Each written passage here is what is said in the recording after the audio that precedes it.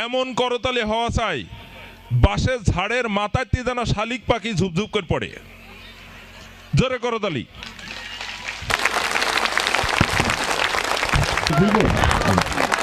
আমার ঘরে আমি মেম্বার, পহরের মায়া চেয়ারম্যান, বিয়া করলাম কেন রে দাদা, বিয়া করলাম কেন?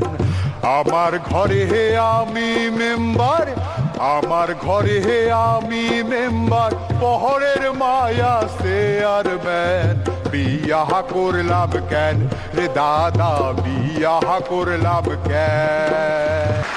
আসসালামু আলাইকুম। ওয়ালাইকুম আসসালাম। বিশ্বাস করেন আমি কক্সবাজার হানিমুনে গেছিলাম, কিন্তু যাইতে চাই নাই, জোর করে পাঠাইছিল। বউরে নিয়ে গাড়িতে চড়ার সময় আমি পইরা গেছিলাম। বউ কইলো তুমি কোনোটাতে ঠিক মতো চড়তে পারো না।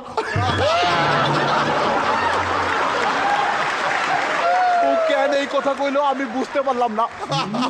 আমি তাড়াতাড়ি গাড়ির উপর উঠে গেলাম, দেখো আমি একবার চড়তে পারি, এইবার তুমি আমার আর অপবাদ দিতে পারবা না। বউ কইলো তুমি কোনো কথার মানেই বুঝতে পারো না। আমি যে হোটেলে গেলাম, সে হোটেলের ম্যানেজার আমারে কইলো এইটা কি আপনার বউ? আমি কইলাম হ, এইটা আমার নিজস্ব বউ, কারো কোনো ভাগ নাই। বললো এইটা আগে আপনার বউ, প্রমাণ দেখান। আমি কইলাম সবার সামনে। হোটেলের যে রুমটায় ঢুকলাম, ঢুকে দেখি দুইটা খাট, আমরা দুইজন দুই খাটে শুইছিলাম। পয়সা নষ্ট করুম কে?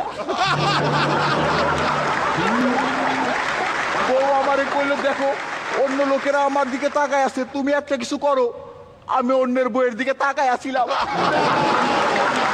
প্রতিশোধ নিলাম।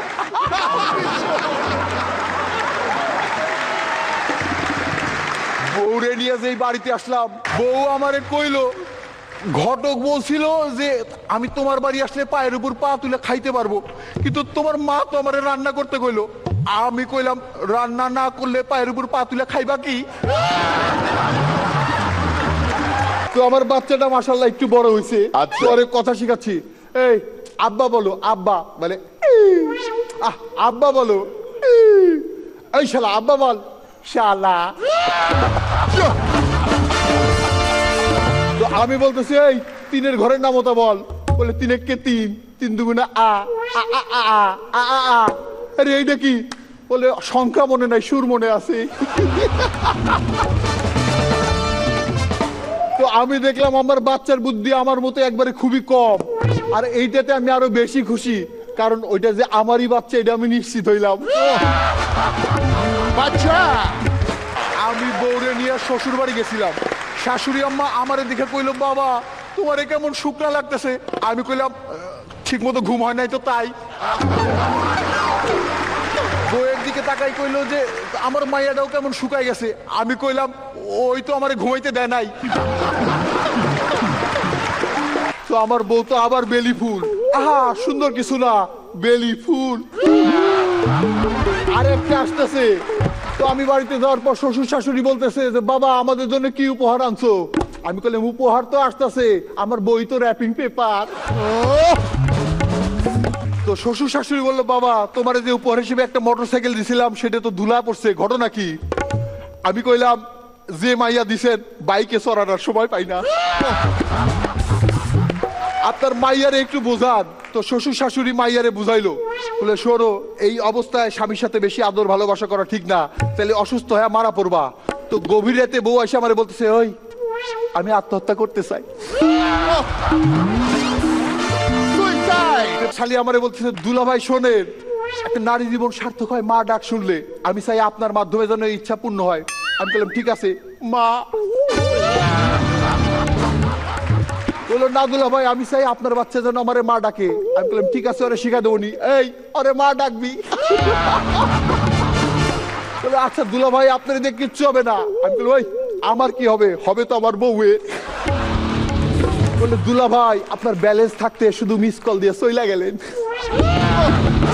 শালি আমারে কইলো দুলা ভাই এই নতুন পোশাকটা পরতেছি, পরা শেষ হলে বলবেন কেমন লাগে। কি ব্যাপার তাকায় আছেন কে?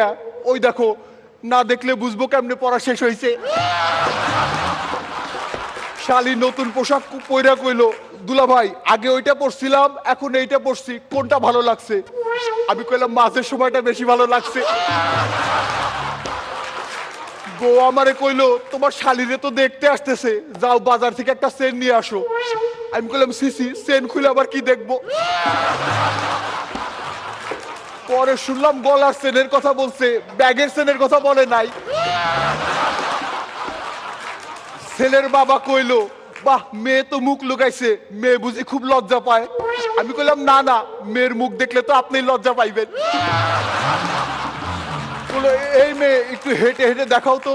আমি বললাম সিসি, হেঁটে হেঁটে আবার কি দেখাবে? বললো ঠিক আছে, হাঁটতেছে, ওই দেখেন কেমন পেঁচায় পেঁচায় হাঁটতেছে, ওই ফিরে আসো, আর একটু হাঁটলে তো অন্যের বাড়িতে চলে যাবে। কইলো মেয়ে কি পড়তে ভালোবাসে? আমি কইলাম কিছুই না। পরে বুঝলাম ওরা পোশাকের কথা বলছিল, পড়াশোনার কথা বলে নাই। ছেলে এসে আমারে কইলো, আচ্ছা এই মেয়েরে পাইলে কি আমি সুখী হব? আজ পর্যন্ত কেউ হতাশ হয় নাই। ছেলের বাবা কইলো, এই মেয়ে আমার বাড়িতে গেলে তুমি কিন্তু আমার নিজের মেয়ের মতো থাকবে। আমি কইলাম ওই দেখো, দুইটারে তো ভাই বোন বানায় ফেলছে। তবে যাই হোক, শালির প্রথম বিয়া মোটামুটি ঠিকঠাক। শ্বশুর আব্বা আমারে নৌকায় তুইলে নৌকা ধাক্কা দিতে দিতে কইলো, বাবা আর কয়টা দিন থাকলেই পারতা। মনে মনে একটু কষ্ট পাইছিলাম, কিন্তু শালির কথা ভাইবা 15-16 দিন থাইকা গেলাম। আর একটা দিন থাকতে পারতাম, থাকলাম না। পেস্টিস বলে তো একটা কথা আছে। এরপর তো আপনাদের নতুনদের পারফরমেন্স দেখতে হবে। আমিও মাঝে মাঝে আসবো, আমার জন্য দোয়া করবেন। আসি, আসসালামু আলাইকুম।